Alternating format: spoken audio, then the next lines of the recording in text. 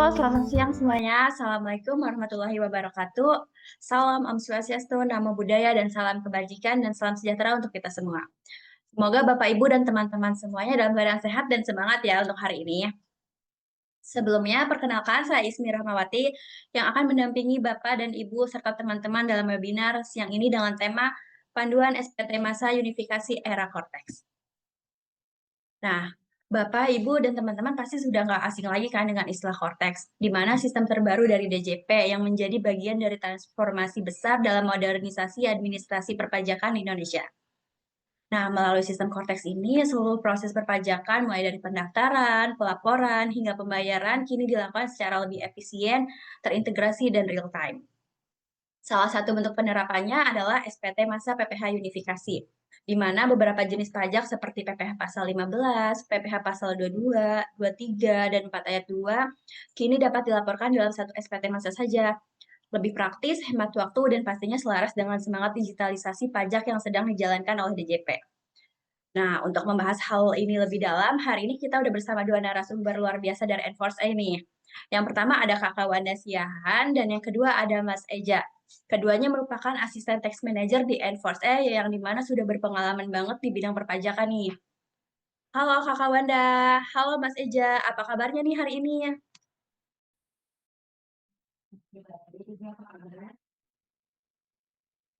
Alhamdulillah aku juga baik. Kalau Mas Eja sendiri gimana nih kabarnya? Halo Ismi, ya kabar baik. Oh, Ismi gimana Ismi kabarnya? Aku baik juga. Nah, Mas Eja dan Kakak Wanda udah semangat banget nih untuk ngasih materi kita hari ini. Semangat ya untuk berbagi ilmu dengan kita semuanya. Oke, sebelum kita mulai,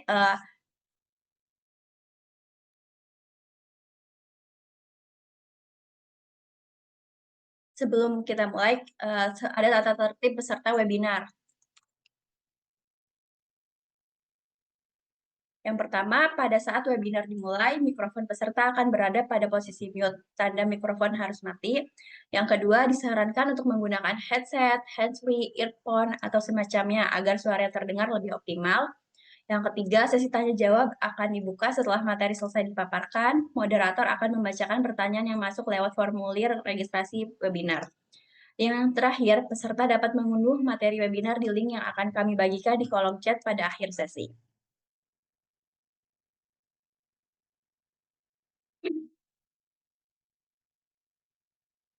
Oke, kalau udah siap semua, langsung aja kita mulai untuk pembicara yang pertama, yaitu ada Kakak Wanda.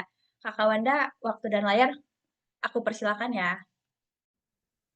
Baik Bapak Ibu, teman-teman semuanya, hari ini kita akan membahas sedikit eh, terkait SPT unifikasi dan bukti potong unifikasi. Mungkin Bapak Ibu dan teman-teman sekalian, eh, ini udah bulan ke-10 kita menggunakan Cortex. Jadi SPT unifikasi mungkin adalah sesuatu yang sudah sangat familiar buat Bapak Ibu, tapi ada baiknya kita refresh lagi apa sih SPT unifikasi itu, apa sih bukti potong unifikasi itu, yang diatur di dalam Per 11 PJ tahun 2025.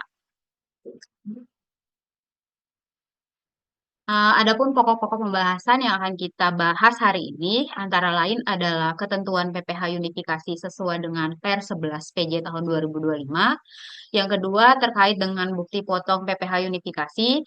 Dan yang terakhir adalah pembuatan SPT masa unifikasi. Apa sih latar belakang dari Per 11 PJ tahun 2025 ini? Per 11 ini sebenarnya merupakan amanat sebagaimana diatur dalam pasal 465 PMK 81 tahun 2024, di mana karena adanya sistem aplikasi perpajakan yang baru, diperlukan penyesuaian-penyesuaian yang mana untuk memberikan kepastian hukum, kemudahan administrasi, meningkatkan pelayanan perpajakan, serta melaksanakan pembaruan sistem inti perpajakan. Selanjutnya, yang dibahas di dalam Per 11 PJ 2025 ini, ruang lingkupnya antara lain adalah bentuk, isi, dan tata cara pengisian SPT massa, antara lain SPT massa PP Pasal 21, PPN, Bea Materai, serta SPT tahunan dan dokumen SPT lainnya. Untuk siang ini, kita akan membahas terkait dengan SPT unifikasi saja. Mungkin Bapak Ibu sebelumnya sudah pernah mengikuti webinar kami terkait SPT massa PPN.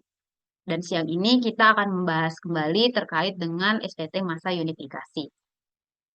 Kenapa sih kita perlu memahami tata cara dan bentuk kenapa kita perlu memahami bentuk, isi, dan tata cara pengisian SPT? Karena memang SPT tersebut merupakan kewajiban wajib pajak. Wajib pajak wajib untuk melaporkan SPT-nya sesuai dengan penghasilannya. Apa yang harus dilakukan wajib pajak dalam penyampaian SPT-nya? Yang antara lain adalah mengisi, menandatangani, dan menyampaikan SPT-nya tersebut. Mengisi berarti mengisi dengan benar, lengkap, jelas, yang artinya SPT tersebut harus diisi dengan bahasa Indonesia, huruf Latin, angka Arab, dan menggunakan mata uang rupiah. Namun wajib pajak juga diizinkan untuk melaporkan SPT menggunakan mata uang asing atau bahasa Inggris sepanjang wajib pajak tersebut mendapatkan izin dari Kementerian Keuangan. Selain itu, SPT juga harus ditandatangani yang bisa dilakukan oleh wajib pajak, yaitu orang pribadi, wakil wajib pajak untuk wajib pajak badan, serta kuasa wajib pajak yang diberikan oleh kuasa dari wajib pajak terkait. Dan yang terakhir, menyampaikan SPT sesuai dengan tempat terdaftar, tempat dikukuhkan, dan tempat lain yang ditetapkan oleh Dirjen Pajak. Untuk saat ini, SPT hanya bisa dilaporkan melalui Kortex saja. Selanjutnya, SPT hanya dapat ditandatangani oleh wajib pajak dan kuasa wajib pajak. Kuasa wajib pajak itu pun wajib pajak itu tidak sembarangan bisa memberikan kuasa kepada orang lain. Aturan yang mengatur tentang kuasa wajib pajak ini diatur dalam PMK 299 tahun 2014. Artinya seseorang yang diberikan kuasa itu harus membuat surat kuasa yang sesuai dengan format yang diatur tersebut dan memiliki kriteria yang diatur dalam PMK tersebut.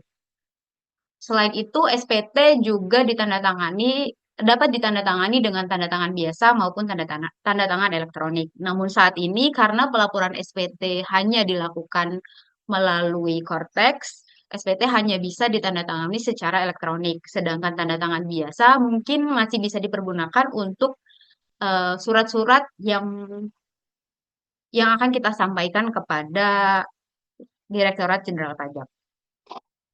Selanjutnya kita membahas sedikit tentang reformasi teknologi informasi Direktorat Jenderal Pajak. Untuk menyesuaikan dengan perkembangan teknologi, DJP merasa perlu untuk melakukan transformasi digital. Salah satunya menerapkan teknologi informasi perpajakan, yang antara lain itu dimulai dari tahun 2024 dengan adanya e-filing, selanjutnya e-faktur, e-billing, dan saat ini kita menggunakan Kortex.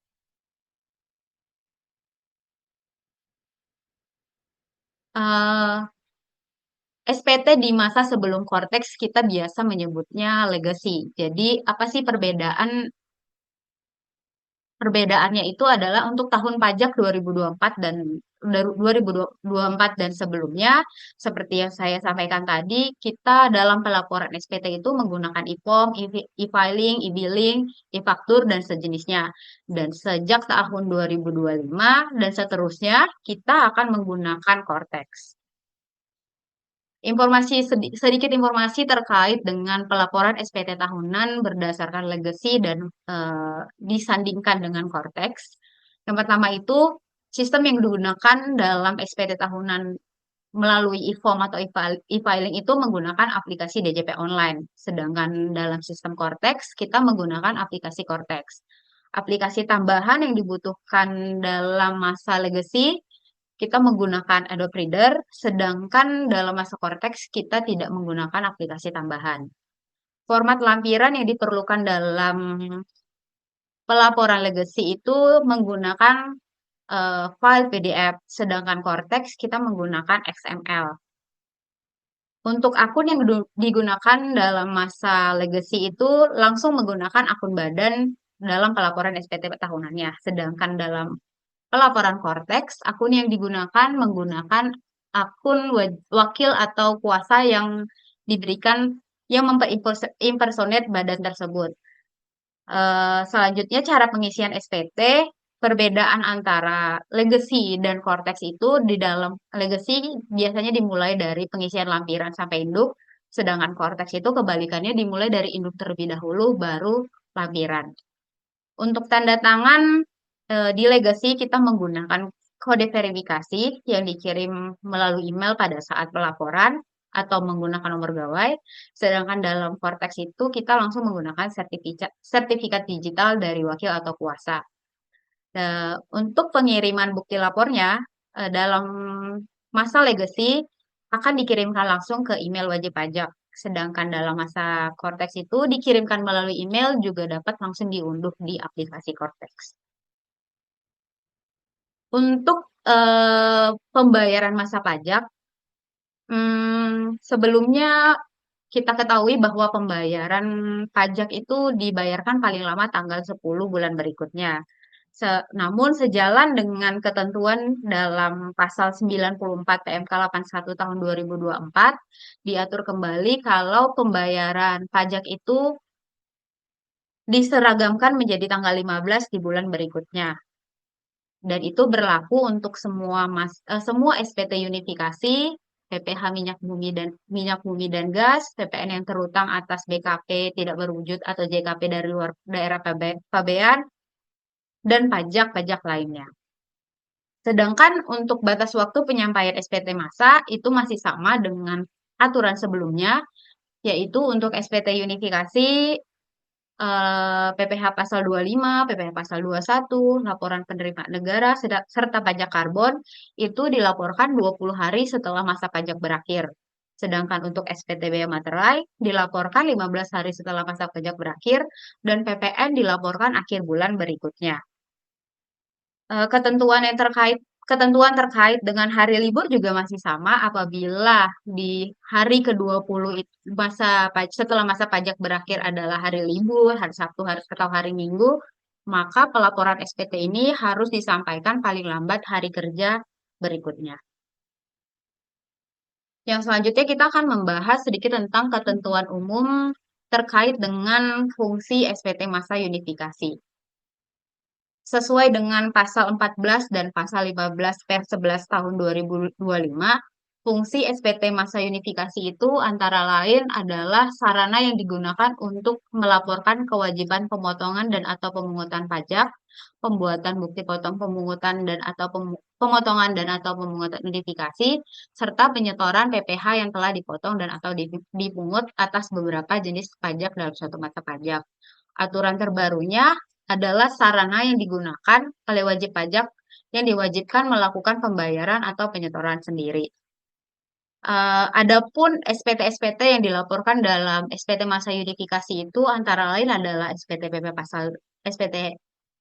pasal 4 ayat 2, pasal 15, pasal 22, pasal 23, dan pasal 26.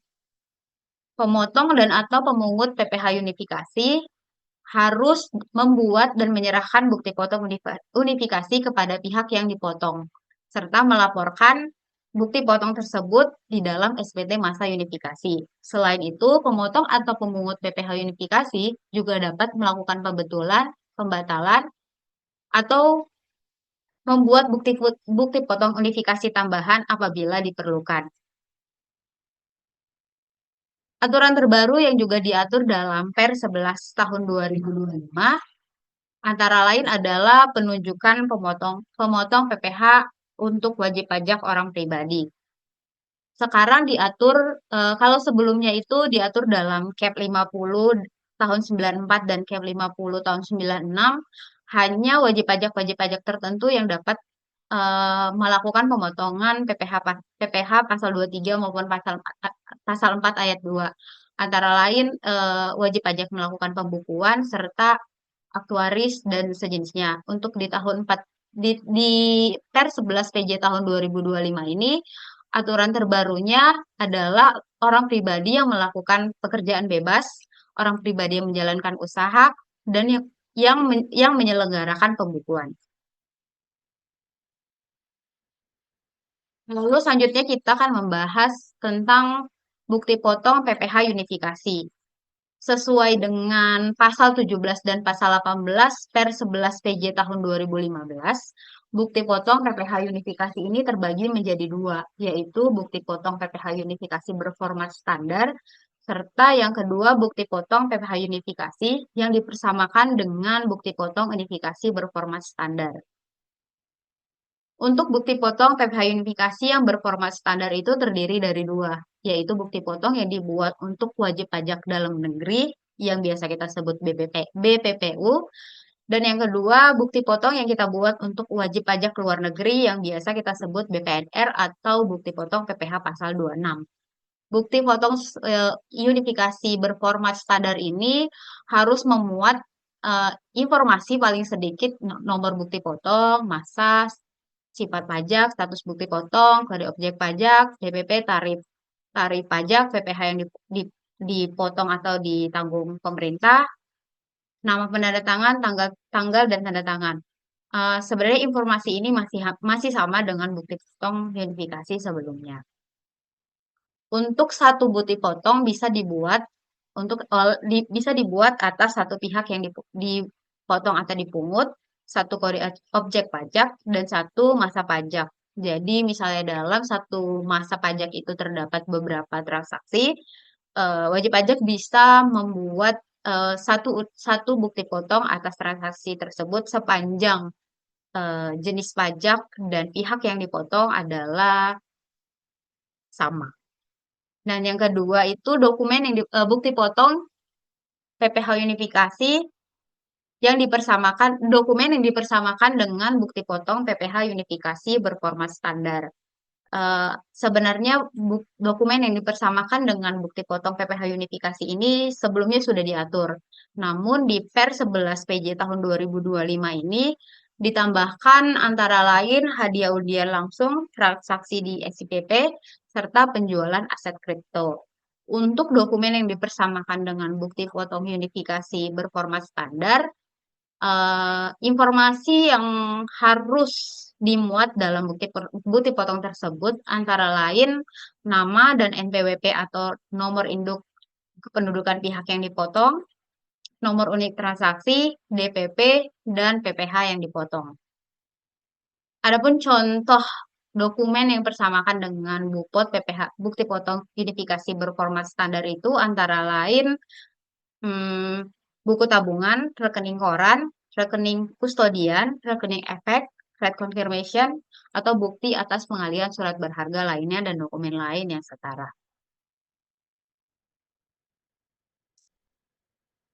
Selanjutnya kita membahas ketentuan terkait kapan bukti potong itu tidak perlu dibuat atau tetap perlu dibuat.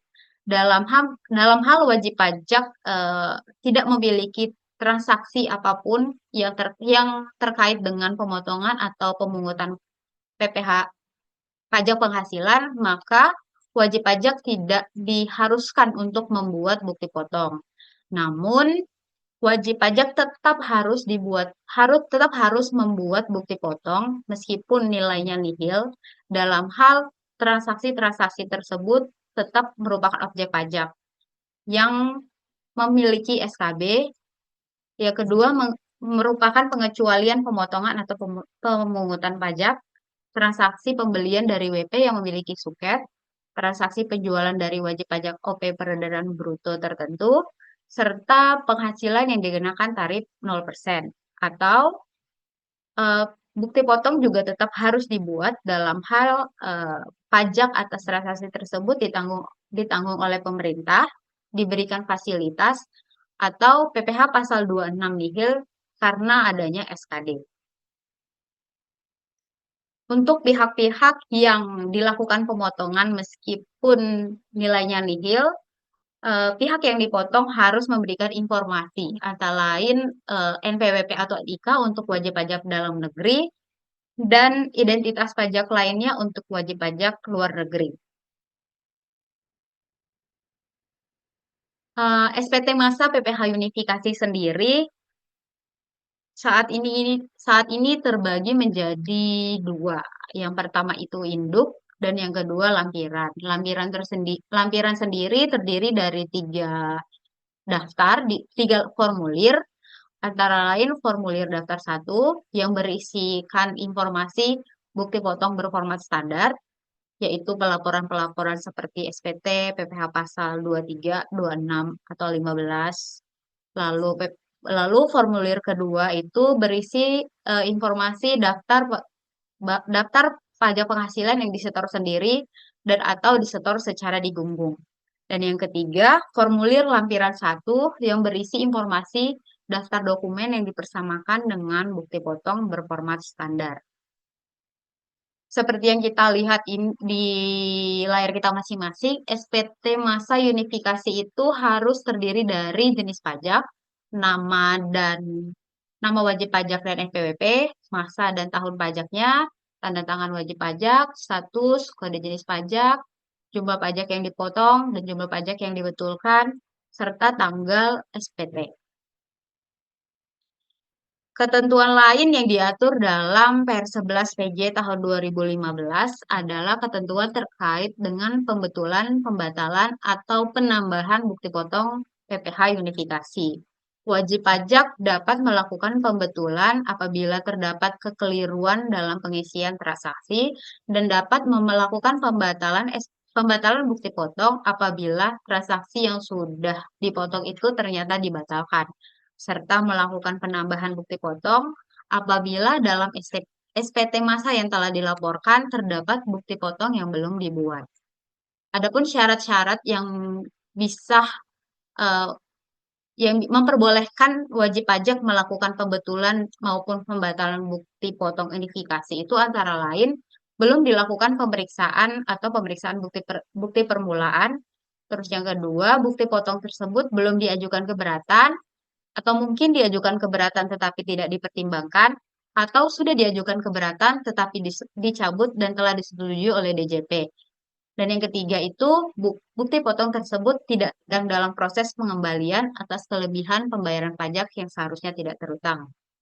Untuk penambahan bukti potong PPh unifikasi boleh dilakukan oleh wajib pajak sepanjang atas SPT masa bersangkutan belum dilakukan pemeriksaan atau pemeriksaan bukti permulaan.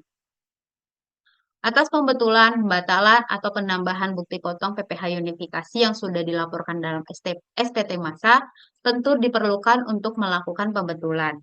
Pembetulan tersebut bisa jadi akan membuat SPT masa pembetulan itu menjadi kurang bayar maupun lebih bayar.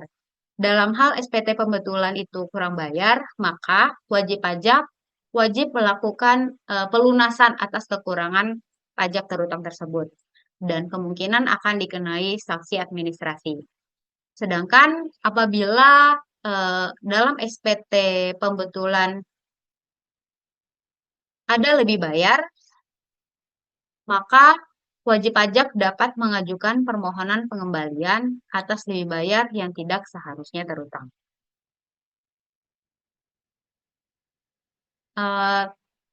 Terkait dengan ketentuan peralihan yang diatur dalam pasal 132 itu terdiri dari dua, yaitu pembuatan dan ketentuan terkait bukti potong dan SPT masa unifikasi.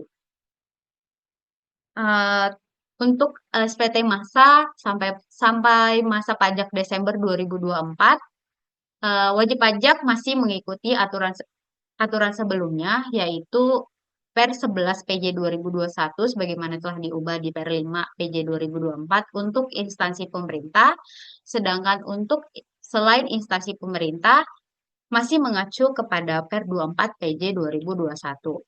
Dalam hal ini berarti Bapak Ibu apabila akan melakukan pembetulan di SPT masa sebelum Januari 2025 masih menggunakan DJP online.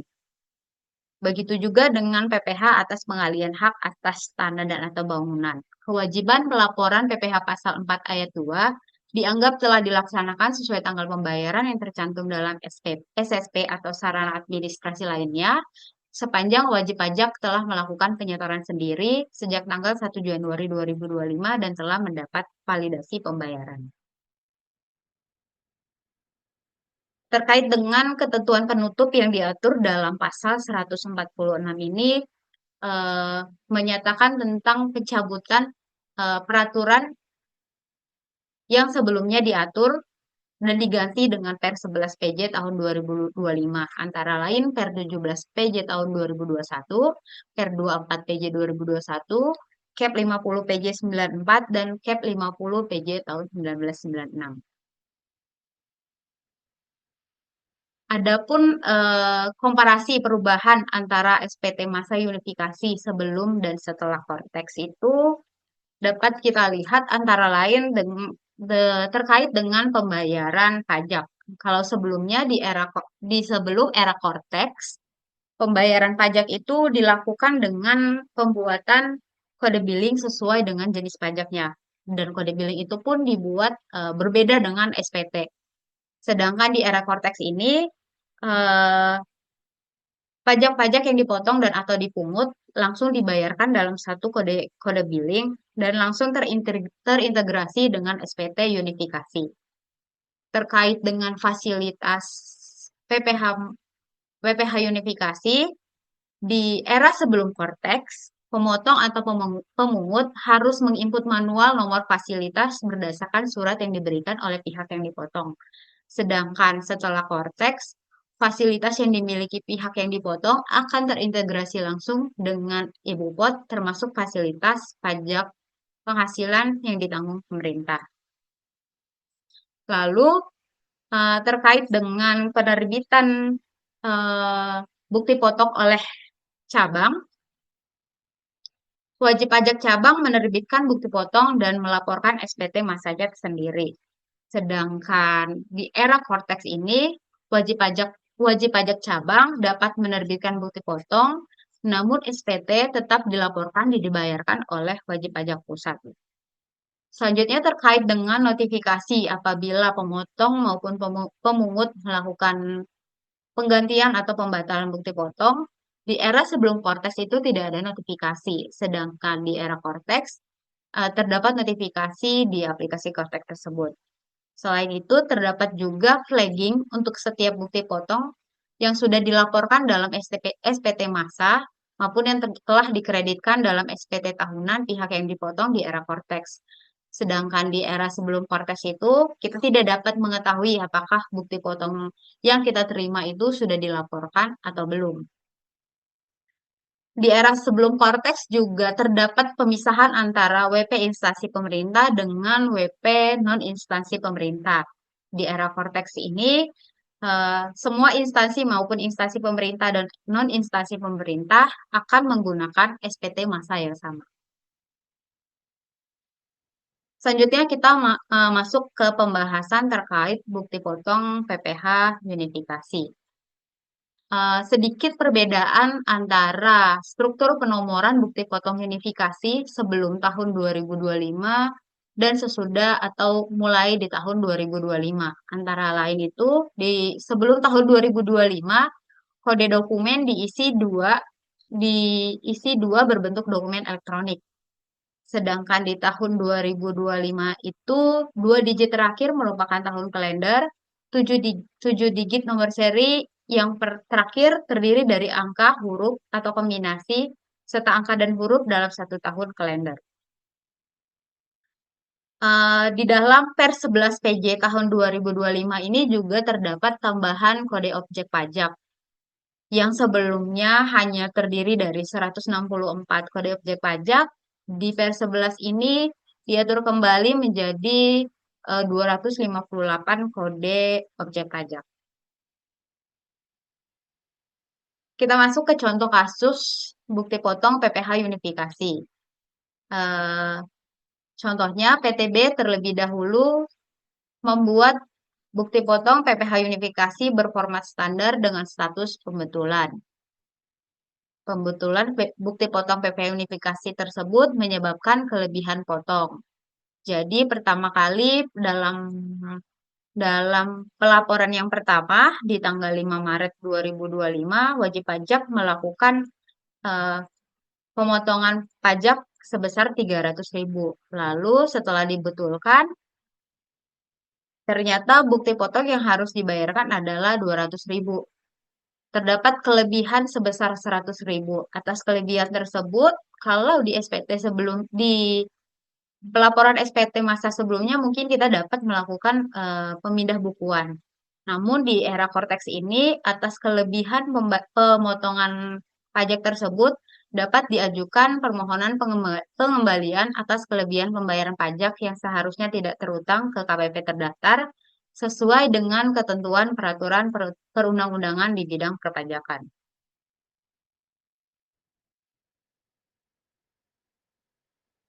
Contoh kasus yang kedua, pembatalan bukti pemotongan dan atau pemungutan PPh unifikasi berformat standar. Apabila pemotong dan atau pemungut PPh unifikasi melakukan pembatalan atas transaksi dan bukti pemotongan atau pemungutan PPh unifikasi tersebut, bukti potongan telah diterbitkan, maka pemotong dan pemungut itu harus melakukan pembatalan dengan ketentuan bukti potong tersebut telah dilakukan pembatalan dalam hal transaksi tersebut benar-benar telah dibatalkan. Pembatalan tersebut dapat dilakukan sepanjang SPT masa PPh unifikasi bukti potong yang bersangkutan belum dilakukan pemeriksaan atau pemeriksaan bukti permulaan secara terbuka. Dan yang kedua, bukti pemotongan dan atau pemungutan tersebut belum diajukan keberatan tetapi tidak dipertimbangkan, atau diajukan keberatan tetapi dicabut oleh wajib pajak. Dan yang terakhir, bukti pemungutan atau pemotongan PPh unifikasi tersebut tidak sedang dalam proses pengembalian atas pajak yang seharusnya tidak terutang. Sedikit tambahan terkait dengan pembulatan angka menurut Per 11 tahun 2025. Kalau merujuk pada pasal 129 ini, di Per 11 ini sekarang sudah diatur terkait dengan pembulatan. Kalau sebelumnya itu tidak ada aturan terkait dengan pembulatan ke dalam rupiah. Sedangkan di Per 11 ini diatur terkait dengan pembulatan. Untuk nilai yang kurang dari 0,50, nilai atas transaksi tersebut akan dibulatkan ke bawah. Untuk nilai yang sama dengan atau lebih dari 0,50, maka bilangan tersebut akan dibulatkan ke atas. Ini untuk pembulatan dalam bentuk rupiah.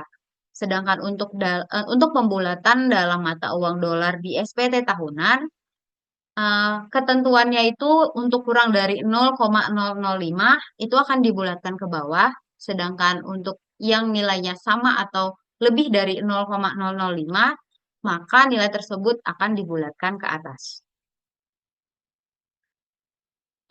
Contoh kasus pembulatannya itu, misalnya dalam PPN terutang itu nilainya 1.500.49. Karena nilainya di bawah 0,50, maka pembulatannya itu akan dilakukan pembulatan ke bawah. Sehingga nilai PPN yang terutangnya itu adalah 1.500.000. Dalam hal PPN terutangnya adalah 1.900.50, karena nilainya sama dengan 50, maka pembulatannya adalah pembulatan ke atas. Sehingga nilai PPN terutangnya menjadi 1.901. Contoh yang kedua itu misalnya pegawai tetap menerima penghasilan bruto senilai 10.500.100.49. Karena nilainya lebih kecil dari 0,50, maka pembulatannya itu menjadi 10.500.100. Apabila penghasilan brutonya adalah 10.500.100.50, maka pembulatannya menjadi 10.500.101. Demikian pemaparan dari saya. Selanjutnya terkait dengan pembuatan bukti potong akan dilanjutkan oleh Mas Eja. Silakan Mas Eja. Baik, terima kasih Kak Wanda. Baik, terima kasih Kak Wanda. Untuk selanjutnya, saya yang akan membahas terkait aturan atau mekanisme teknis dalam pembuatan dipotong unifikasi, pembatalan, dan juga penggantian. Sebagaimana yang telah dijelaskan sebelumnya oleh Kak Wanda. Sebentar, izin saya untuk share screen terlebih dahulu.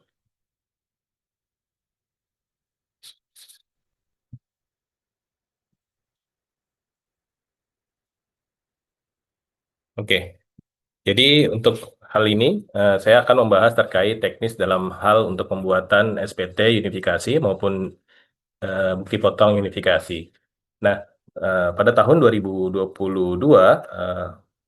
SPT unifikasi itu yang terdiri dari PPH 23, 22, 4 ayat 2, 15 maupun 26 itu diatur melalui Per tahun 2024, Per 24 tahun 2021.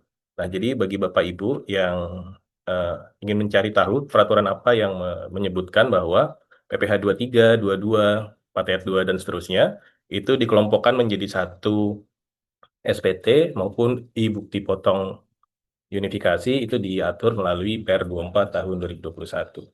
Oke, selanjutnya kita simak terkait proses pembuatan bukti potongnya maupun SPT-nya. Untuk hal yang pertama, kita perlu menyiapkan terlebih dahulu untuk akses e-bukti potongnya ataupun aplikasi Cortex. Bapak Ibu bisa menyiapkan terkait ID penggunanya, kemudian kata sandi, dan selanjutnya untuk captcha-nya. Apabila hal-hal tersebut sudah kita masukkan, selanjutnya kita tinggal login ke dalam aplikasi Cortex. Setelah kita sudah berhasil login di dalam aplikasi Cortex, Bapak Ibu akan melihat tampilan seperti ini. Untuk tampilannya itu ada portal, e-faktur, e-bupot, SPT, bantuan, dan seterusnya sampai ke manajemen akses. Nah, untuk selanjutnya ketika sudah tampil hal-hal tersebut, Bapak Ibu ini pastikan terlebih dahulu terkait akun utamanya. Nah, ketika kita login di sini kan kita biasanya untuk login tuh menggunakan PIC utama. PIC utama ini biasanya menggunakan PIC direktur utama atau sebenarnya bisa juga wakil atau kuasa atau pihak lainnya yang ditunjuk oleh PIC utama. Nah, ketika Bapak Ibu sudah memastikan sudah tidak login di atas nama PIC utama, Bapak Ibu bisa memilih untuk perusahaannya. Perusahaannya misalkan di sana dalam PIC tersebut ada PTA, PTB, PTC itu tinggal dipilih saja untuk berbagai macam akun yang diimpersonate dalam PIC tersebut.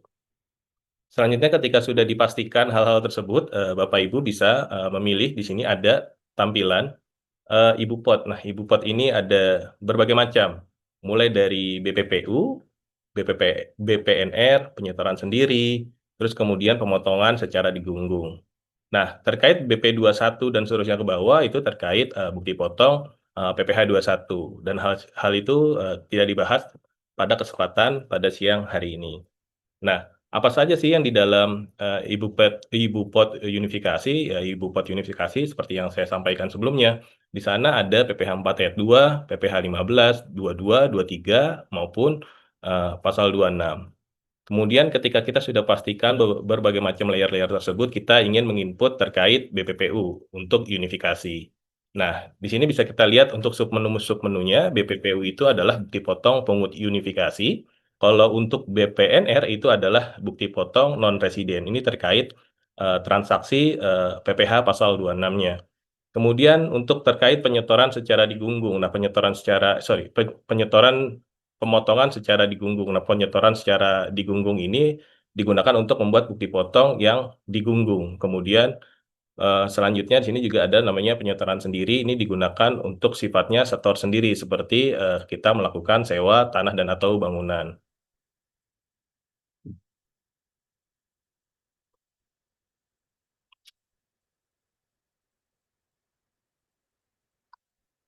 Oke, ketika hal itu sudah kita pastikan, mulai dari ibu potnya, BPPU, ini kita pastikan, kita klik tombol BPPU-nya. Ketika sudah diklik tombol BPPU-nya, Kemudian Bapak Ibu akan melihat informasi seperti ini terkait BPPU ini adalah belum terbit, telah terbit, atau tidak valid. Nah, terkait dalam pembuatan bukti potong unifikasi ini kita bisa melihat kepada bagian create bukti potong. Nah, create bukti potong ini kita tinggal bisa meng-create terkait tahun pajaknya maupun NITKU-nya. Nah, di bagian bawah di situ juga ada namanya tombol refresh, export to CSV, export to Excel, ataupun export to PDF. Informasi-informasi ini juga bisa digunakan oleh Bapak Ibu apabila transaksi bukti potong atau unifikasinya itu menggunakan skema import, itu kita bisa melakukan proses melalui impor data. Nah, kalau untuk proses pembuatan bukti potong unifikasi ini kita tinggal nge-create bukti potong unifikasinya.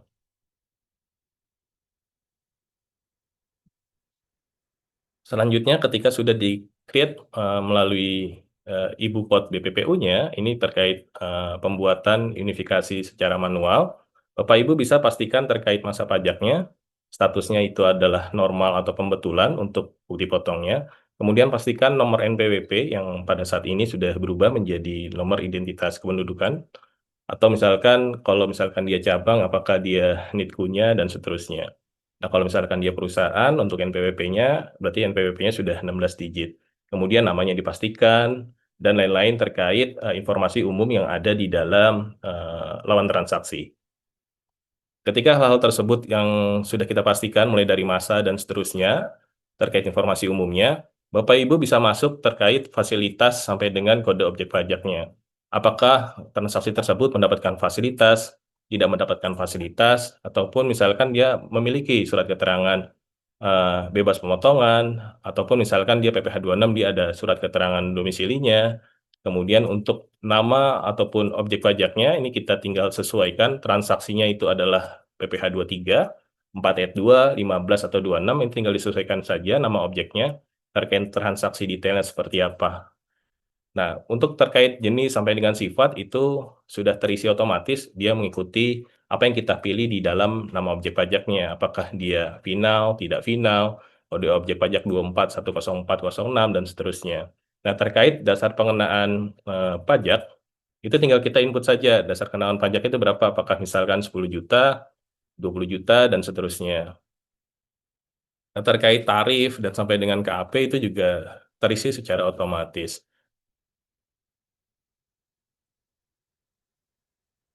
Nah, untuk poin terakhirnya di bagian paling bawah, di situ juga ada namanya dokumen referensi. Nah, dokumen referensi di sini, jenis dokumennya bisa disesuaikan. Di sana itu ada berbagai macam, ada juga kontrak, invoice, faktur pajak, dan seterusnya.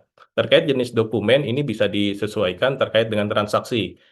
Apa yang ada di dalam transaksi tersebut. Jika perusahaan sudah menstandarkan terkait jenis dokumen yang ingin digunakan, jika dia itu adalah faktur pajak, ya tinggal kita isi saja nomor faktur pajaknya.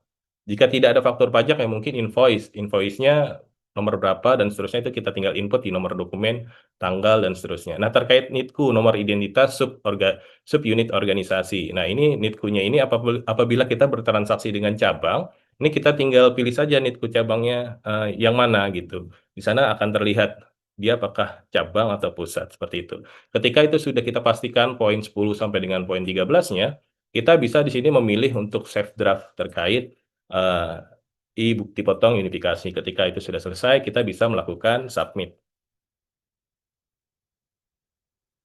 Ketika poin-poin tadi sudah dipenuhi, selanjutnya kita masuk kepada bagian untuk namanya menerbitkan bukti potong unifikasinya. Di dalam poin 17 di sini kita juga bisa menghapus apabila transaksi kita salah ataupun tidak ada, itu kita bisa kita hapus. Kemudian jika memang sudah benar, ini bisa kita lanjutkan untuk pilih terbitkan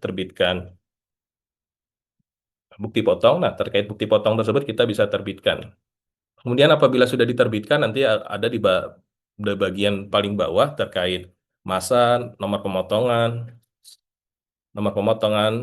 bukti potong, itu akan muncul di bagian paling bawah. Kemudian nanti setelah itu semua sudah selesai dilakukan, selanjutnya kita melakukan proses penandatanganan. Nah, proses penandatanganan ini hanya dilakukan oleh signer, ya dalam hal ini adalah direktur. Nah, Untuk kode sandi dan penandatangan ini biasanya dilakukan oleh direktur. Jadi kalau untuk PSC drafter yang hanya melakukan proses pembuatan e-bukti potong, tampilan singkiran dokumen ini tentu tidak bisa diakses oleh drafter tersebut.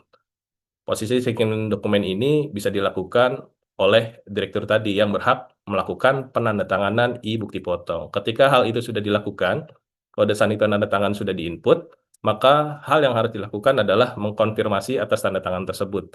Tinggal mengklik bagian 20. Selanjutnya, ketika itu sudah selesai, sudah ditandatangani secara elektronik oleh direktur, maka selanjutnya kita pindah ke BPPU yang telah terbit. Ini adalah bagian poin 22 terkait bukti potong BPPU-nya. Jika dia sudah tampil dan sudah dilakukan validasi terkait tanda tangannya oleh direktur atau penanda tangan, di sini ntar akan muncul di poin 22 terkait masa pajaknya, penomoran bukti potongnya itu pasti sudah ada. Berbeda dengan hal yang belum kita validasi ataupun belum ditandatangani oleh direktur. Ini nomor pemotongan itu tidak ada, masih blank. Kemudian untuk statusnya dan status tanda tangannya.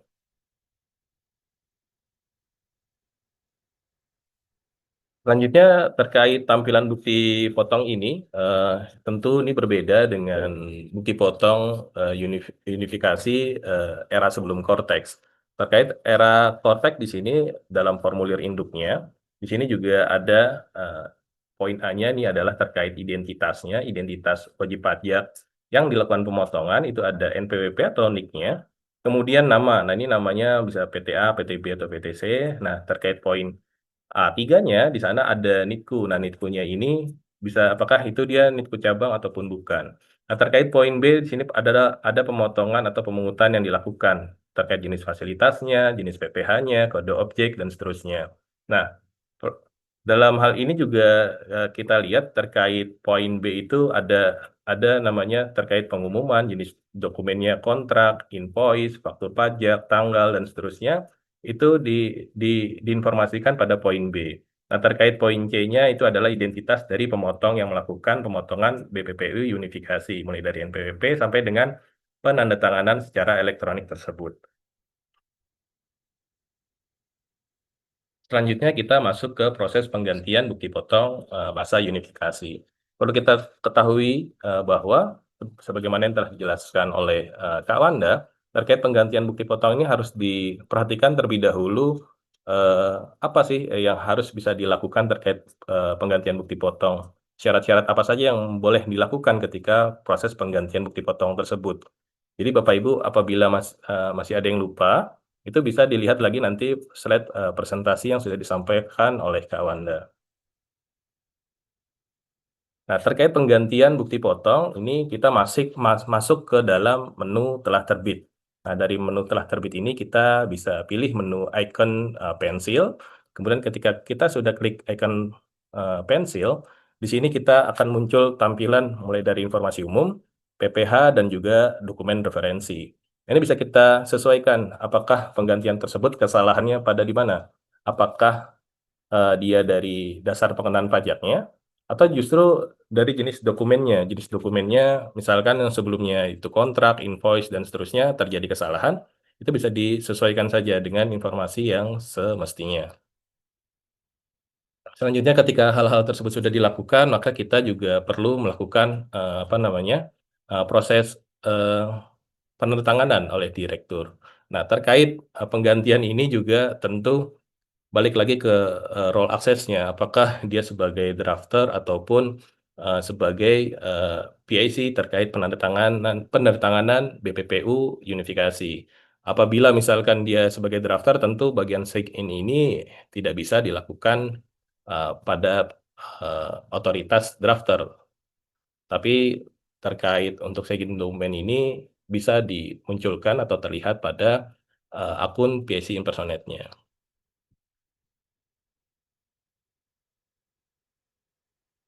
Ketika sudah ditandatangani, terus kemudian kita masuk ke bagian telah terbit, nanti di situ Bapak Ibu bisa lihat di bagian poin 7 terkait bukti potong yang sudah diterbitkan ataupun yang sudah dilakukan penggantian. Nah, Bapak Ibu juga di sini bisa membuka terkait halaman texture-nya ataupun nitku-nya. Jadi terkait bukti foto yang sudah dilakukan penggantian, Bapak Ibu bisa melihat secara spesifik apakah masa dan tahunnya ataupun nitku-nya terkait transaksi tersebut.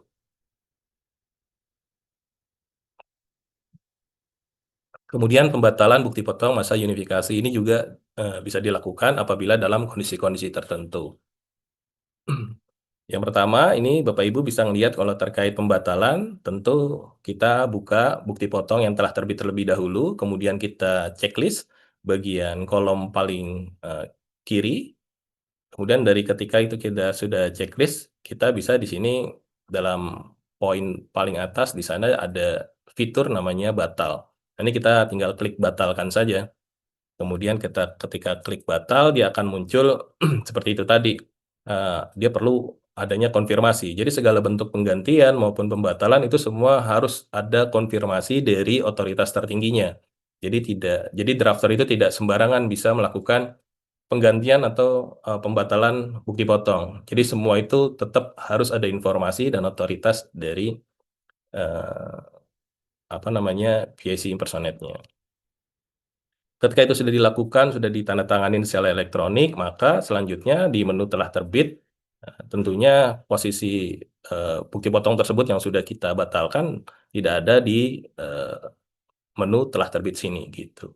Nah, terkait statusnya untuk normal, penggantian, pembatalan, dalam status tersebut terlihat nanti posisi-posisinya, apakah dia diganti bukti potongnya, apakah dia dilakukan pembatalan.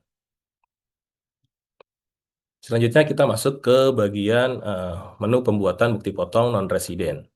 Nah, terkait bukti potong non-residen, sebagaimana yang telah dijelaskan sebelumnya, bukti potong non-residen ini terkait transaksi PPh pasal 26-nya. Jadi Bapak Ibu bisa buka Ibu Pot, terus kemudian pilih BPNR.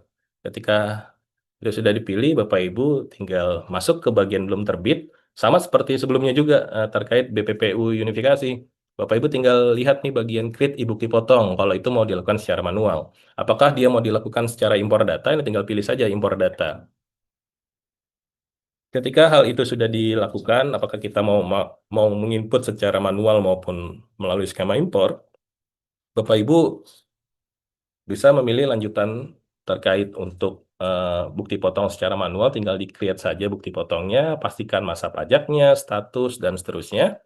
Kemudian terkait perhitungan pajak penghasilan, nih Bapak Ibu tinggal pilih terkait namanya, NPWP-nya, alamat, negara mana, terus tanggal lahir dari transaksi tersebut, terus kemudian nomor paspornya, dan seterusnya, dan seterusnya. Itu Bapak Ibu tinggal pastikan terkait penghitungan pajak penghasilannya.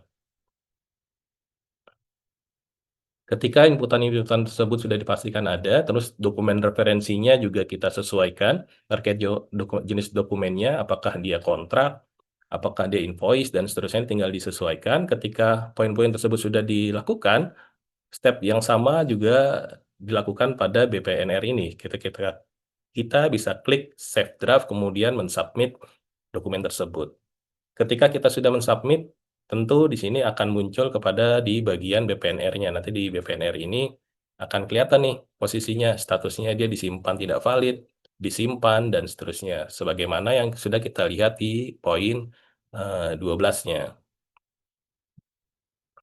Kemudian ketika hal-hal tersebut sudah dilakukan, segmen dokumen juga dilakukan pada otoritas eh, tertingginya itu tadi sebagai penandatangan bukti potong non-residen. Nah, ketika sudah dilakukan penandatanganan secara elektronik, sudah dimasukkan kode atau kata sandi penandatangan, ini tinggal kita konfirmasi tanda tangannya. Selanjutnya, ketika sudah dikonfirmasi penandatanganan tersebut, kita masuk ke bagian telah terbit. Dalam bagian telah terbit di sini, ini juga ada berbagai macam bukti potong BPNR yang sudah kita input tadi, yang sudah ditandatangani secara elektronik oleh direktur. Di situ juga ada masa, nomor pemotongan, status, dan seterusnya. Jadi untuk memastikan apakah inputan tersebut sudah ditandatangani atau belum, di situ kita bisa lihat dia sudah mendapatkan nomor pemotongan atau tidak. Terus statusnya seperti apa. Terus kemudian status tanda tangannya sudah dilakukan atau belum. Itu juga terlihat. Selanjutnya ini adalah pembuatan bukti potong terkait penyetoran sendiri unifikasi.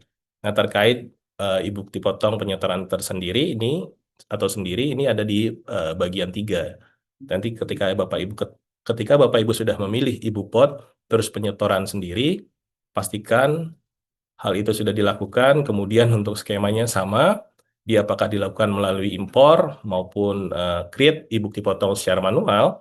Ketika itu sudah dipilih, Bapak Ibu bisa masuk ke bagian create e-bukti potong. Nah, terkait penyetoran sendiri ini sama seperti sebelum-sebelumnya. Ini masa pajak, status, dan seterusnya itu kita pastikan untuk transaksi apa, penghasilan, dan seterusnya, kode objek, itu tinggal kita sesuaikan apakah dia penyerahan sewa tanah dan bangunan, dan seterusnya, itu bisa dilakukan di sini. Nah, terkait dokumen referensi itu juga sama seperti sebelumnya, itu juga dokumen referensi kita sesuaikan, kontrak, invoice, faktur pajak, tanggal dokumen, nomor dokumen, cabang atau non-cabang, itu tinggal kita pastikan poin 6 sampai dengan poin 9-nya. Kemudian kita save draft, selanjutnya baru kita submit atas bukti potong tersebut. Ketika itu sudah kita lakukan, kita lanjut ke bagian terbitkan atau hapus. Nah, terkait hapus maupun terbitkan sama seperti sebelumnya, kita pastikan sebenarnya inputan tersebut sebelum kita lakukan validasi atau penandatanganan secara elektronik. Jika misalkan itu terjadi kesalahan, ya tinggal kita ubah saja. Apakah misalkan itu salah secara total, ya dari itu kita hapus. Nah, poin hapus ini sebagaimana yang Bapak Ibu lihat di poin 13. Itu bisa dilakukan. Kemudian apabila dokumen tersebut sudah dipastikan mau kita terbitkan, mau kita validasi, ini tinggal kita klik saja poin 14-nya. Jadi ketika kita sudah klik poin 14-nya, kemudian di sini akan masuk ke dalam otoritas tertingginya dalam penandatanganan bukti potong. Ketika hal itu sudah dilakukan, maka bukti potong yang sudah divalidasi atau ditandatangani secara elektronik itu akan masuk ke bagian telah terbit. Gitu. Nah, terkait yang dilakukan tadi, terkait masa pajak, nomor pemotongan, itu bisa Bapak Ibu cek tuh di bagian bawah. Apakah masa, nomor pemotongan, statusnya, status penandatanganan, di sana akan terlihat posisinya, apakah dia sudah dilakukan penandatanganan secara elektronik ataupun tidak.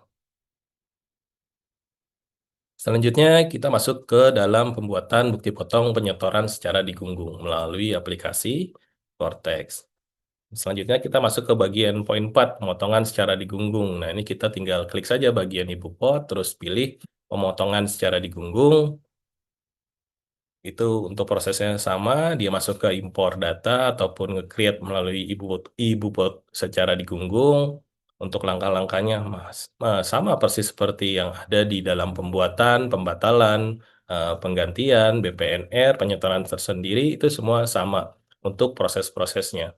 Masanya tinggal disesuaikan, PPh-nya yang tinggal dipilih, transaksinya seperti apa, terus kemudian jenis dokumennya sampai dengan NITKU, ini prosesnya sama. Kita tinggal save, submit, terus selanjutnya ini kita hapus atau mau kita terbitkan, terus kita selanjutnya ini kita tinggal masukkan kode otoritas tertingginya sebagai penandatangan bukti potong, terus kemudian ketika itu sudah selesai, kita tinggal masuk ke menu telah terbit. Telah terbit ini tinggal kita pastikan posisinya sepanjang nomor pemotongannya sudah ada, maka bukti potong tersebut sudah masuk ke dalam menu telah terbit. Selanjutnya, setelah pembuatan bukti potong, baik yang dilakukan oleh unifikasi, non-residen, penyetoran tersendiri, kita selanjutnya masuk ke pembuatan SPT unifikasinya. Nah, ketika proses itu sudah dilakukan, bukti potong sudah kita masukkan, masa, tahun, dan seterusnya, kita masuk ke menu surat pemberitahuan sebagaimana tampilan layar berikut. Ketika kita sudah klik SPT, terus kita di sini tinggal melakukan buat konsep SPT. Buat konsep SPT ini tinggal kita klik saja tombolnya. Kemudian tinggal kita pilih di sini ada tampilan. Nah, ini Bapak Ibu bisa melihat nih posisinya ada SPT PPN, PPN bagi pedoman yang melakukan pengreditan pajak masukan, PPh badan, final, PPh 21 dan seterusnya. Karena pada kesempatan siang hari ini kita hanya membahas terkait PPh unifikasi, maka kita tinggal pilih PPh unifikasi. Kemudian kita lanjut proses tersebut. Nah, kita pilih masa dan tahunnya, itu mau masa Mei 2024, September 2025, ataupun Oktober 2025, itu tinggal kita pilih saja, terus klik lanjut. Untuk model SPT ini normal atau pembetulan, ini mengikuti dari statusnya. Apakah dia sudah dilakukan pembuatan SPT, dia akan berlaku normal, tapi kalau misalkan dia belum dilakukan pembuatan SPT, maka dia statusnya normal. Apakah dia sudah dilakukan, maka dia pembetulan 1, 2, dan seterusnya. Jadi tinggal kita klik buat konsep SPT. Selanjutnya ketika itu sudah kita klik, tentu di dalam konsep SPT ini ada menu hapus maupun juga logo pensil. Nah, terkait proses pengeditannya ini tinggal kita klik icon pensil. Kemudian di sini ada lampiran-lampiran. Lampiran-lampiran yang pertama itu ada daftar 1, daftar 2, terus lampiran 1. Nah, ini tampilan di dalam SPT induknya. SPT induknya ini ada periode, NPWP, nama lengkap, alamat, nomor telepon. Ini akan terisi secara otomatis. Terkait SPT induk, ini isian mulai dari PPh 4 ayat 2, 15, 22, 23, 26. Ini yang sudah kita input tadi, Bapak Ibu. Terkait transaksi-transaksi e-bukti potongnya. Ketika itu sudah kita isi, nanti ini akan secara otomatis masuk income tax-nya, seperti itu. Nah, terkait dari tampilan menu utama ini tidak ada namanya dasar pengenaan pajaknya. Jadi ini hanya muncul PPh yang kita bayarkan. Ketika hal-hal itu sudah kita pastikan, inputannya sudah ada semua, masa dan tahunnya sama, tidak ada terjadi kesalahan, Bapak Ibu tinggal pilih terkait pernyataan dan tanda tangannya. Nah, ini sebelum masuk ini kita pastikan subjek pajak, kuasa, dan seterusnya. Ini tinggal kita klik bagian pernyataan tersebut, kemudian ketika sudah kita checklist, kemudian kita masuk eh, ke bagian daftar pertama. Ini dalam daftar pertama ini bisa Bapak Ibu lihat untuk tabel bukti pemotongan pungutannya. Ini terkait transaksi itu tadi, apakah sudah ada atau belum? Ini tinggal dipastikan lagi. Terus posisi apa namanya PPh yang dipotong itu sudah benar atau belum. Terus daftar yang kedua terkait penyetoran tersendiri itu sudah ada semua atau belum bukti potongnya. Terus PPh-nya sudah benar atau belum. Terus untuk lampiran 1 ini tinggal dicek juga seperti daftar 1 dan daftar 2. Ketika hal-hal tersebut sudah dilakukan, maka kita tinggal klik bagian bayar ataupun lapor. Nanti ketika sudah semua dipastikan, kita tinggal klik menu bayar dan lapor, maka Bapak Ibu proses SPT unifikasinya sudah selesai dilakukan.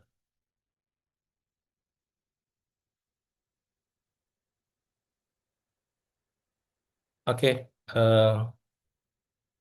untuk sesi kedua terkait teknis pembuatan, baik dari pembuatan unifikasi, pembuatan BPNR, terus penggantian maupun pembatalan, ini sudah saya sampaikan. Terima kasih untuk Ismi, saya kembalikan.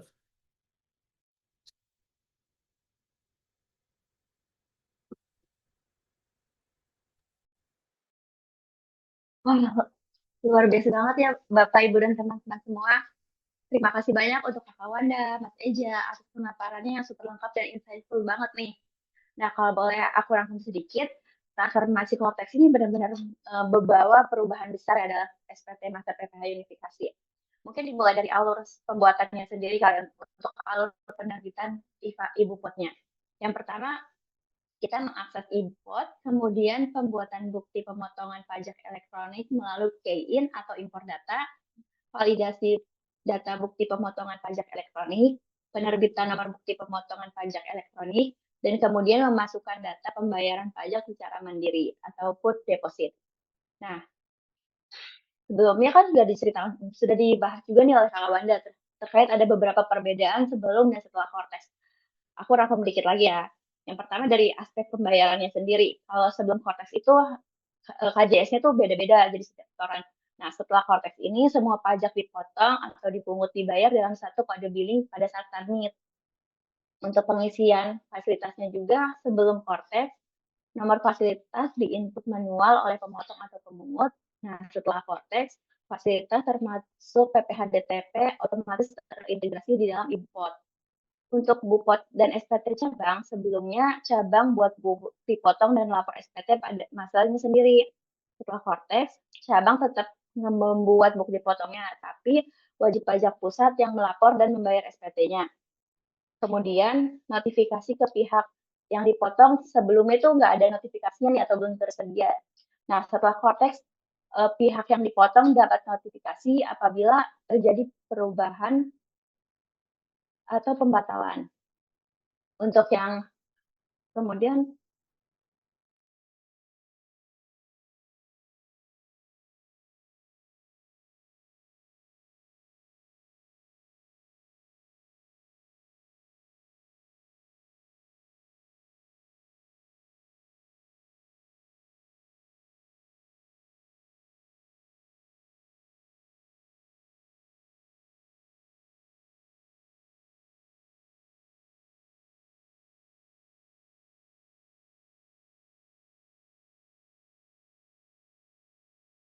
oke, maaf ya terpental sebentar nih. Kita lanjut lagi ya.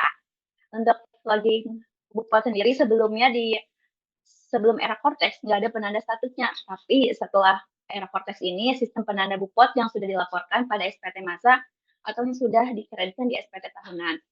Yang terakhir ada formulir instansi pemerintah. Nah, sebelumnya SPT-nya terpisah antara instansi pemerintah dan non-instansi. Namun sekarang satu format SPT aja nih untuk semuanya dan metode bayarnya bisa up atau langsung.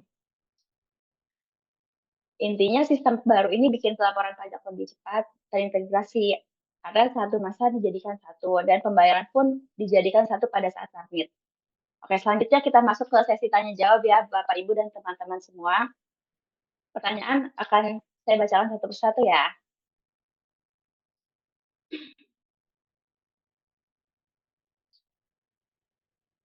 Oke, ada pertanyaan pertama dari Ibu Agnesia Fenty Ekaningtias dari PT Abdael Nusa. Pertanyaannya adalah, kenapa billingnya berlaku selama 7 hari? Dan apabila pembetulan harus menunggu masa billingnya hangus? Oke, untuk pertanyaan pertama akan dijawab oleh Mas Eja ya. Mas Eja dipersilakan untuk menjawab ya. Baik, Ismi, terima kasih. Ibu Agnesia dari PT Abdael Nusa ya, Bu. Ibu bertanya terkait kenapa billing berlaku selama 7 hari dan apabila pembetulan, maka harus menunggu masa billingnya hangus. Iya, Ibu.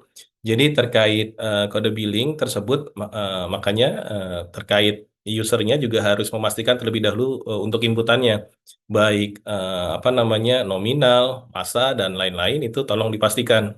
Karena di dalam ketetapan yang ada di sistem Cortex untuk kode billing saat ini dia berlaku 7 hari. Apabila Bapak Ibu eh, terkendala terkait kode billing tersebut, maka memang harus menunggu terlebih dahulu kode billing tersebut selama 7 hari hangus. Ketika 7 hari tersebut sudah hangus, maka Bapak Ibu baru melakukan apa namanya pembuatan kode billing yang baru. Nah, dalam hal ini Bapak Ibu sebenarnya juga bisa melakukan sambil menunggu, sebenarnya Bapak Ibu juga bisa melakukan top up melalui menu deposit. Jadi kalau misalkan Bapak Ibu khawatir kode billing tersebut karena sudah melampaui batas waktu penyetoran, maka Bapak Ibu bisa melakukan menu melalui deposit. Nah, deposit tersebut bisa Bapak Ibu apa tambahkan, itu tidak perlu menunggu kode billing tersebut hangus atau tidak gitu. Jadi Bapak Ibu bisa melakukan apa namanya eh, penyetoran e-billing melalui menu deposit seperti itu.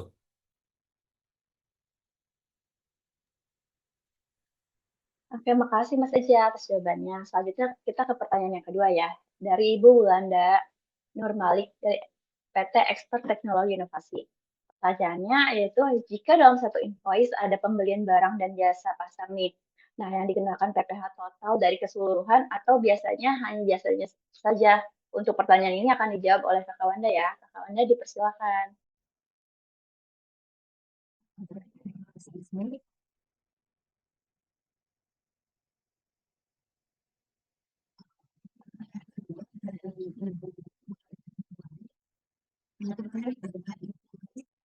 Atas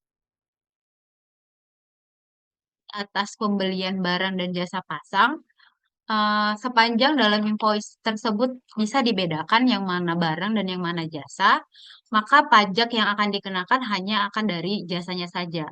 Tapi benar-benar harus kita pastikan bahwa dalam invoice tersebut benar-benar bisa dipisahkan, Bu, yang mana pembelian barang, yang mana yang jasanya. Jadi pada saat nanti eh, dilakukan pemotongan PPh akan dikenakan bagian yang jasanya saja, yang pembelian barangnya tidak akan dikenakan pemotongan pajak. Demikian, Mbak Iski, bisa dilanjut. Oke, makasih ya Kak Wanda. Lanjut pertanyaan ketiga ya, dari Kakak Nurlinda Handayani, Universitas Muhammadiyah Tangerang. Pertanyaannya, bagaimana cara memastikan bahwa SPT masalah unifikasi telah berhasil disubmit dan diterima oleh DJP? Nah, untuk pertanyaan ini yang bisa dijawab oleh Mas Eja ya. Oke, baik. Terima kasih, Ismi. Untuk pertanyaan selanjutnya ini berarti dari Mbak atau Kak Nurlinda ya berarti ya. Bagaimana cara memastikan bahwa SPT masa unifikasi telah berhasil disubmit dan diterima oleh DJP? Nah, jadi sebagaimana yang telah dijelaskan sebelumnya, yang tadi yang sudah saya paparkan, terkait bagaimana cara memastikannya, berarti tolong dipastikan tuh dalam posisi pelaporan SPT unifikasinya sudah kita lakukan submit. Nah, di dalam proses tersebut nanti di dalam menunya di bagian paling bawah itu nanti akan terlihat SPT tersebut berhasil dilaporkan gitu. Nanti dia mulai dari SPT-nya, terus dia mendapatkan namanya BPE, Bukti Penerimaan Elektronik. Jadi nanti tinggal dipastikan saja di menu bagian paling bawah itu namanya, kalau tidak salah ingat namanya dilaporkan, berhasil dilaporkan gitu.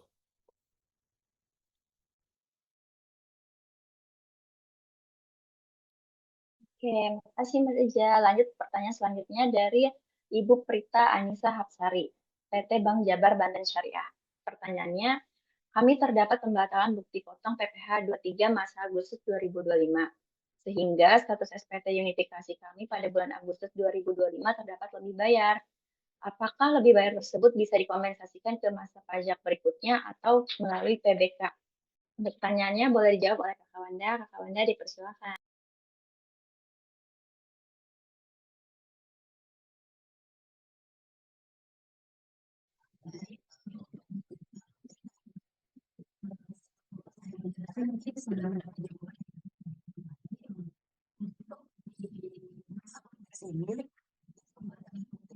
SPT PPh pasal 23 ataupun PPh masa lainnya yang dilaporkan di dalam SPT unifikasi, apabila terdapat pembatalan dan menyebabkan lebih bayar, maka lebih bayar tersebut tidak dapat dikompensasikan atau dilakukan PBK lagi. Namun, wajib pajak bisa melakukan permohonan pengembalian kelebihan pembayaran pajak kepada DJP melalui melalui aplikasi Cortex-nya. Jadi memang sudah tidak dapat dilakukan kompensasi atau PBK lagi di era Cortex ini.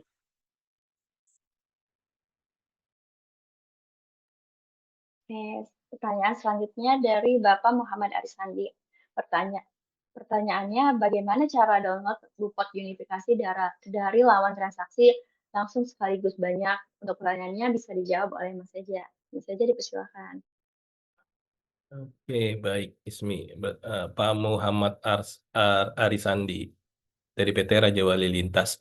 Ini menanyakan bagaimana cara download bukti potong unifikasi dari lawan transaksi sekaligus banyak ya, Pak ya. Terkait bukti potong unifikasi, memang belum bisa dilakukan secara sekaligus lebih dari satu gitu, ya, Bapak Ibu. Namun ada juga aplikasi tambahan dari luar, namun tidak direkomendasikan juga oleh Direktorat Jenderal Pajak. Kenapa?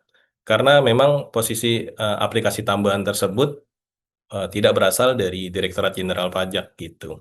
Jadi sebenarnya untuk sampai saat ini menu Cortex baik ibu potnya unifikasi itu memang tidak bisa di-download secara sekaligus atau lebih dari satu gitu Pak. Jadi kalau mau menunggu ya sebaiknya nunggu dari aplikasi Cortex-nya saja. Jadi kalau misalkan ada aplikasi tambahan dari luar yang Bapak ketahui itu sebaiknya diabaikan saja Pak gitu. Jadi memang prosesnya saat ini memang harus dilakukan satu persatu gitu Pak.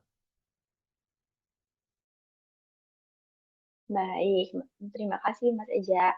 Untuk pertanyaan terakhir dari Mas Fajar Pratomo dari PT Telkom Indonesia.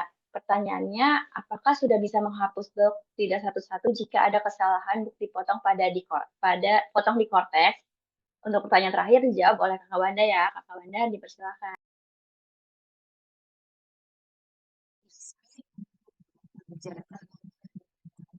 Ya, eh, untuk kesalahan bukti potong ini kita harus lihat dulu apakah bukti potongnya ini sudah diterbitkan atau belum. Kalau bukti potong tersebut sudah diterbitkan, kita tidak bisa lagi menghapus baik satu-satu maupun dihapus secara bulk. Jadi untuk bukti potong yang sudah diterbitkan dan terdapat kesalahan, yang bisa kita lakukan hanya melakukan pembetulan ataupun pembatalan atas bukti potong tersebut.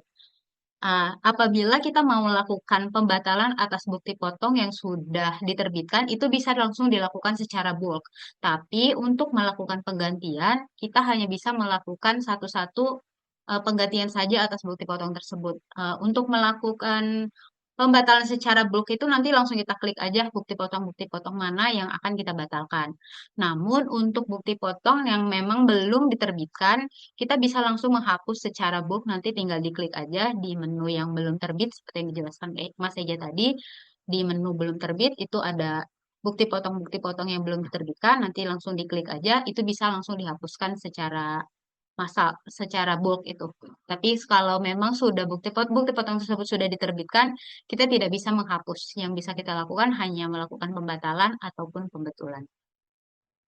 Demikian Mbak Isti. Oke, terima kasih Kakak Wanda. Dan untuk pertanyaan-pertanyaan yang sudah dijawab oleh Kakak Wanda dan Mas Eja sudah dijelaskan ya. Nah, sebelum kita lanjut ke penutupan, yuk Bapak, Ibu, dan teman-teman semua kasih reaction terbaiknya dulu dong untuk kita. Boleh kasih emoji jempol, love, atau tepuk tangan di layar Zoom untuk mengapresiasi narasumber kita yang luar biasa hari ini nih.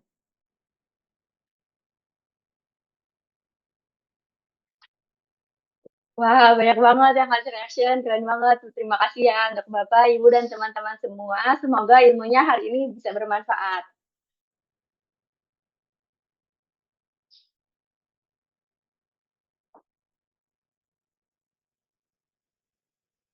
Nggak terasa ya, kita udah 1,5 jam udah berlalu aja. Terima kasih banyak sekali lagi kepada Kakak Wanda dan Mas Eja atas sharing ilmunya hari ini. Dan tentu saja terima kasih juga untuk seluruh peserta yang udah stay dari awal sampai akhirnya acara ini. Kalian luar biasa. Nah, sebelum benar-benar kita tutup, aku mau menyampaikan sedikit informasi menarik dari Enforce A ini. Untuk Bapak, Ibu, dan teman-teman yang mungkin masih punya pertanyaan seputar pajak, Bapak, Ibu, dan teman-teman bisa nih install aplikasi Enforce A di HP-nya. Kemudian registrasi dan gunakan fitur chat konsultan. Nah, di situ teman-teman bisa berkonsultasi gratis tanpa biaya dengan para konsultan kami selama 30 menit. Setelah itu, Bapak, Ibu, dan teman-teman yang memiliki kebutuhan e-materai untuk legalisasi, dokumen-dokumennya juga bisa membeli di website kami di www.enforcea.com dan pilih menu e-materai. Enforce.a sebagai konsultan pajak juga punya beberapa layanan perpajakan yang bisa Bapak, Ibu, dan teman-teman gunakan nih. Yang pertama ada service retainer compliance berupa general advisory atau general compliance di mana kami bisa membantu Bapak, Ibu, dan teman-teman semua untuk memenuhi kewajiban pajak bulanan dan memberikan advice terbaik. Ada juga update informasi pajak bulanan dan webinar gratis setiap bulannya loh. Untuk layanan ini kami juga menawarkan paket premium dengan tambahan bebas akses ke partner kami dan free training untuk perusahaan Bapak, Ibu. Selain itu, kami juga ada layanan tax review, di mana kami dapat membantu untuk melakukan review atas semua urusan pajak perusahaan yang telah dilakukan. Dari review tersebut, kami juga akan memberikan laporan mengenai tax exposure dan rekomendasi pencegahan resiko, serta perbaikan untuk perusahaan Bapak dan Ibu. Terakhir, kami juga memberikan layanan berupa pendampingan untuk penyelesaian SP2DK, pemeriksaan pajak, dan restitusi pajak apabila perusahaan Bapak Ibu membutuhkan. Apabila Bapak Ibu tertarik, jangan ragu untuk menghubungi kami ya Bapak Ibu. Sebelum saya tutup untuk Bapak Ibu peserta webinar, sebelum saya tutup nih ya, sekali lagi ya, untuk Bapak Ibu peserta webinar, silakan memilih QR Code berikut untuk memberikan kesan dan saran untuk pelaksanaan webinar sebagai bahan evaluasi kami agar kedepannya jadi lebih baik lagi.